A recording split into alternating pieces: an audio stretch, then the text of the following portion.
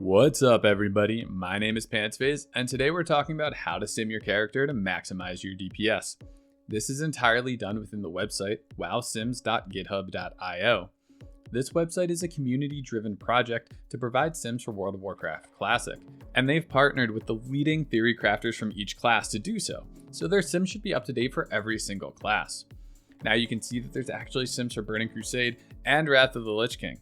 Obviously, we're going to be starting with Wrath of the Lich King, but Burning Crusade is there if you want to check that out. The next page we see has every single class listed, and not only that, if I hover over a class, you can see that they have sims for every type of spec that you could play. So this means tanks and, even Smite Priest if that's something you're into. I personally use this website for Shadow Priest, Mage, and Warlock, but since Shadow Priest is what I love to play, that's where I'm going to do this tutorial. I highly recommend you checking out this website for any class that you play though. Alright, let's hop into the Shadow Priest sim. When you first get in, you'll see that we are on the Gear tab. Here it shows everything that your character could be wearing and you can pick and choose your items. But I'm actually not going to start with gear as I want to start in the Settings tab.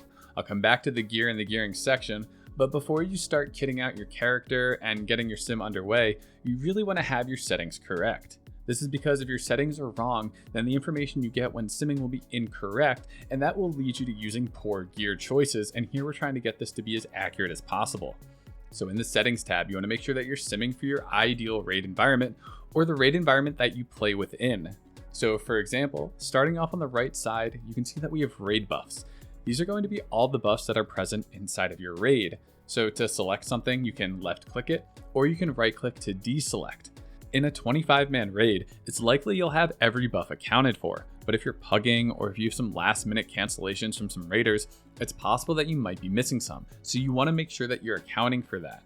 This is really important when simming because it can change the stat weights of your character, and you want to make sure you're wearing an ideal gear setup given the raid that you're in. This is especially true if you're raiding 10-man, as it's extremely unlikely you're going to have every buff that's relevant for your character, so getting your settings correct is extremely important when simming. Underneath buffs or debuffs, and you just add these in the same way. Left click to add, right click to remove, and just find the ones that are specific to the raid that you're in. For a buff like Demonic Pact from a Demonology Warlock, this has a variable amount that it can buff. It depends on the spell power of the Warlock himself. So you can left click multiple times to select different values that mirror your raid environment. Now you might be thinking, I have no idea what the average Demonic Pact buff for my raid is going to be. So you can find this by going into Warcraft logs. If you select the Resources tab, then you select Spell Power, and if you have a warrior in your raid, that's the best one to look at, because warriors don't have any spell power buffs through abilities or talents. So if they have any spell power throughout the fight, it's going to be entirely from Demonic Pact. So if you hover over the values, you will see the amount of spell power that they have, and that's going to be, the average of that is what you want to set your Demonic Pact to. In the middle of the screen, we have player buffs. As a Shadow Priest, I have Inner Fire here. But if you're a mage, you can select, Frost Armor, Mage Armor, Molten Armor, or Warlocks can choose their armor as well. So these are going to be buffs that you provide to yourself. Your race and your professions are, which race are you? You want to make sure that you have this selected because if you're a troll, you want to make sure you're taking advantage of berserking. If you're a human, you want to make sure you're getting that spirit buff. Whatever it is, even though it's minor, you want to make sure that that's being taken into account in your sim.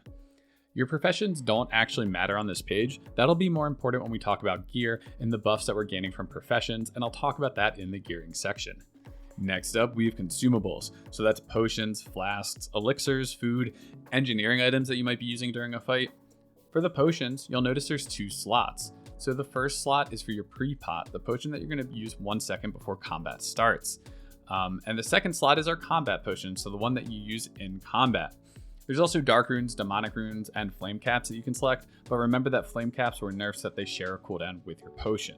Select everything that you would normally use in a fight, but if you don't use sappers, then don't select them in your sim because you're just inflating a number for something that you don't do. Next, we have cooldowns. So all we're doing here is specifying when in the fight that these cooldowns are being activated. The sim will automatically use any cooldowns you have, so you don't have to do anything here. But there's a few examples of reasons you might want to. So the first one is, as a Shadow Priest, the sim only uses Shadow Fiend if you need mana, but it's actually quite a large DPS increase. So if I don't put it in my sim, then it's never going to use it if the fight is so short that I don't need the mana from it, which is completely wrong because you want to make sure you use it in your opener. So that's one reason that I have it specified here. The other one is Bloodlust. If you don't specify anything, it will use Bloodlust immediately on the pull. That's not quite accurate, at least for my raid, because we always use it a few globals into the fight. So we'll wait for our pets to be down so that they can benefit from the Bloodlust, and then our shaman will use it. So it's not necessarily a problem, it kind of depends on how your raid does things. But if you guys lust as soon as the boss is pulled, then you don't need to do anything here. This is just something that's specific to my raid. Next up, we have the encounter section. Here we can set the duration of the fight and the duration plus or minus. So the duration is just how long the fight is going to last, and here it's 180 seconds. You should change this depending on the type of fight that you're simming for. So something fast like Razor Scale, you might only want to be 80 seconds, 100 seconds, and then something longer like XT hard mode could be, 240 seconds if it's around a 4-minute kill. So the plus or minus is actually really important because it's the amount of time that is randomly added or subtracted from each iteration in the sim. This is really important because if you only sim at one fight length, you're going to get some really wonky results. This is because 1 point of haste could lead to you being able to cast a whole nother spell, which dramatically increases that 1 point of haste. But that's not really realistic because the sim is playing like a robot, and as far as I'm aware, we're all human here. There are other things that can get a little wonky when it comes to like trinket timings and internal cooldowns, where if the fight is a little bit shorter than 3 minutes or a little bit longer, you might get an extra use or you might lose out on a use. But when it's exactly 3 minutes long, you're going to end up with timing so exact that the exact value of a trinket could be grossly misleading, because maybe in this example, you're getting an extra proc of that trinket right at the right time. And then a trinket that's actually stronger, maybe it has a longer internal cooldown and you don't get that second use of it. But in actuality, that second trinket is stronger. So it can be confusing, but I highly recommend setting this value to something that's not 0. I tend to set it for something that's about 10% of the expected fight length. So 20 seconds is pretty good for a 180 second fight, at least in my opinion. The next section is the NPC settings, but honestly, I never touch this. I leave this as patchwork because with the amount of coding necessary to create a more complicated fight, this is only going to reduce the accuracy of the sim. There are smarter people than me who can answer questions about the different fight types, but for simplicity, I only sim patchwork. There is a Discord for this website, so I'll link that in the description of the video if you want to go in there and try to learn a little bit more about the fight types. And the final piece on this page is for the rotation. This is going to be specific to your class and to your spec. So as a Shadow Priest, I can tell the sim to not use Mind Blast or Shadow or Death or Shadow Fiend if I want to see how my rotation might change, or to see how my damage might change, if I want to see how my mana might improve because I'm not using these spells that cost more mana. So you can do this with other specs as well, and all you have to do is select or deselect the button and then rerun the sim. So I can also say which type of rotation to use. The ideal rotation is just another name for single target. And then I can select AoE if I want to see what it's like to Mind Seer on a target.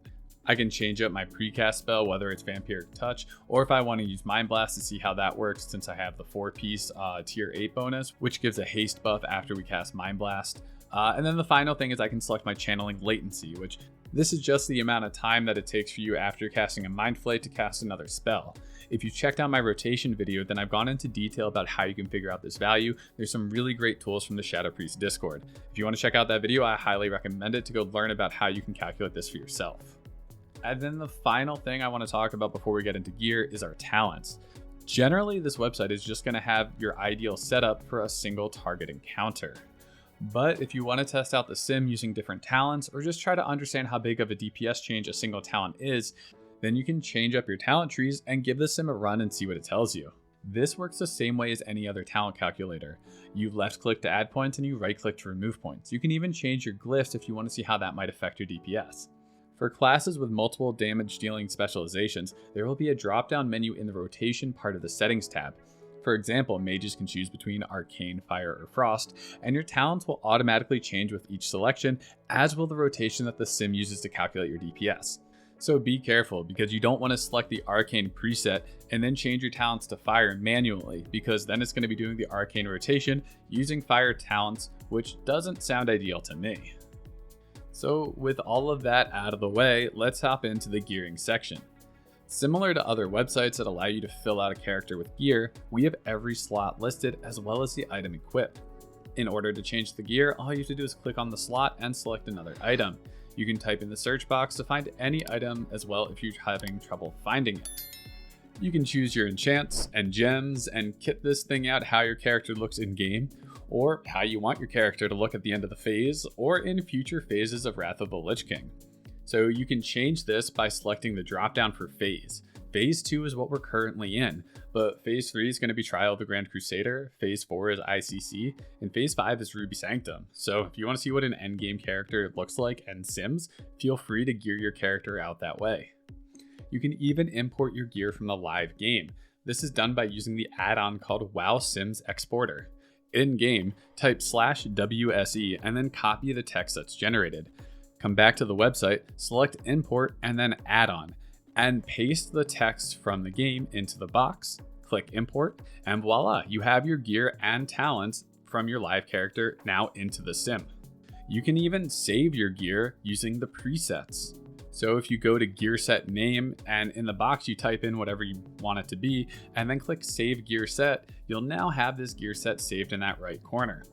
The website even comes with a few presets of gear. These aren't necessarily BiS for their phase, but they're close. So there's pre-BiS phase 1 preset and phase 2 preset for Shadow Priest. So you can use these to get an idea of what endgame BiS looks like.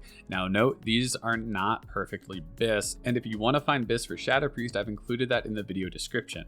But if you want to double check the BiS for whatever other class you play, then make sure you go to your class Discord. I don't know if the presets for all of the classes are not BiS, I just know for Shadow Priest it's slightly off. Anyway, feel free to save your gear and then use that as a starting point to change and swap in and out any items as you receive them or as you're planning out what items you might be getting in the future. When you go to select your professions and like the buffs that you're applying to your gear, if one of the buffs that you apply does not match the professions that you selected in the settings, then you'll get an error in the top right corner of the screen. You can still sim that way, like you can put buffs from every single profession and you can technically sim that way. So this is just a way for you to double check to make sure that you're not having enchanting, engineering, and tailoring all at the same time. For example, you want to make sure you only have 2 of the buffs from professions at any given time when simming. So this is just something to keep an eye out for. All right, we have our settings right, we have our talents ready to go, and our gear is selected. Let's press the simulate button. So the amount of iterations you run will improve the accuracy of the sim, but it will cause it to take longer. The speed is dependent upon your computer.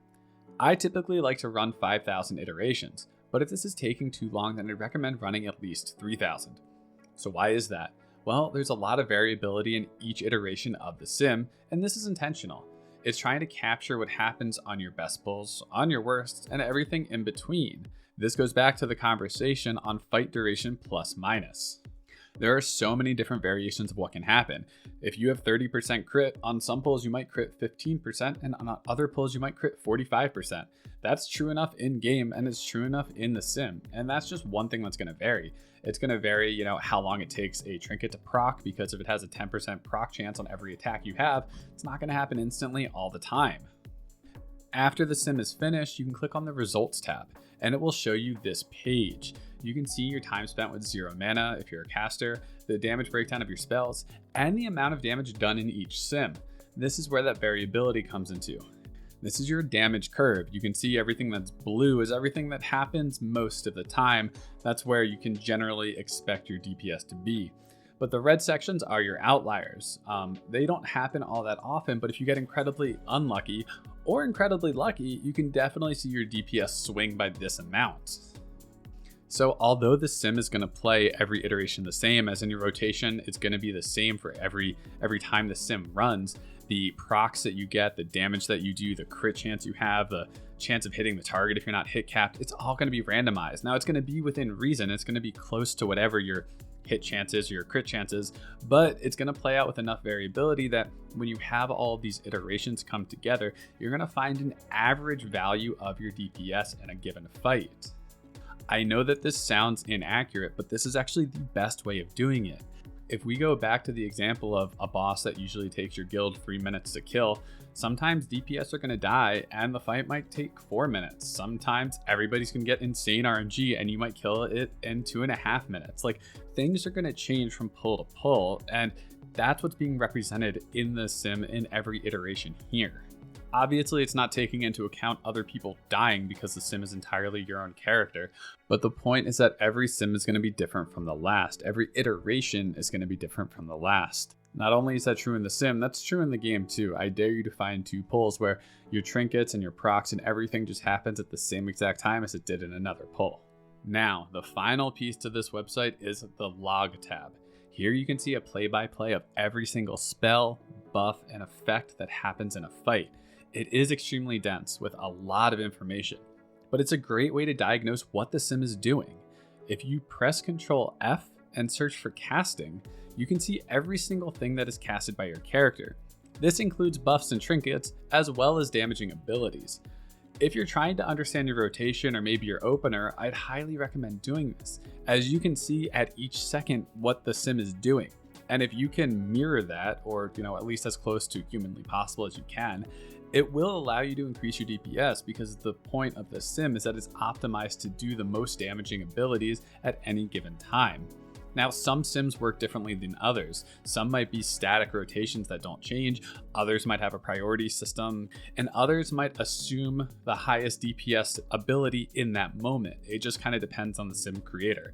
I don't know enough to tell you what sim is doing what. I really only know about the SPriest sim. So if you have questions, definitely hop into your class Discord and ask some people there. I'm sure somebody in there is probably the one who created the sim, and they can give you any of the information you want on how it works. It might not be perfect, but I'm sure that they can tell you the ways in that it's not perfect and how you can try to work around that. Now, this is a lot of information, and if you haven't used this website before, I would just take it one step at a time. Mess with some of the settings, mess with some of the talents, mess with some of the gear, and just see how it changes your DPS. The other thing to remember here is that this is a computer that's pretending to play the game. It's not you playing it with your latency. Maybe you have a dog barking in the background. Maybe you have a friend, a roommate, or a parent who's shouting at you from another room. They don't deal with the distractions of life, which means they're going to be performing at a higher ability than you. That's not saying you're a bad player. It's true for me and anybody else playing the game. Is to operate at the level of a sim is basically impossible. But again, that's why we have all these iterations coming together. It's trying to take into account this randomness so that we can get as close as humanly possible to the sim in our own play. One other caveat for using a sim is that your DPS on a target dummy is going to be nothing close to this. That's because you don't have Lust, you don't have the spell haste from a Boomy, you don't have anything other than your own character when you're on a target dummy. So if you want to see what yourself would sim on a target dummy, you can remove every single buff from the settings page, and I would recommend doing that if you're just new to a class and you're trying to get used to the rotation. Now remember, the sim is playing almost perfectly, so it's going to be really hard to get there. So don't be discouraged if you're, a large amount away when you first start playing, as that'll get closer as you get more experience. But I hope this video helps you out. And again, if you have questions, make sure you go to your class Discord. I can help as much as possible in the comments, but there's going to be things that I don't know. And with that, my name is Pantsface, and I'll see you in the next one.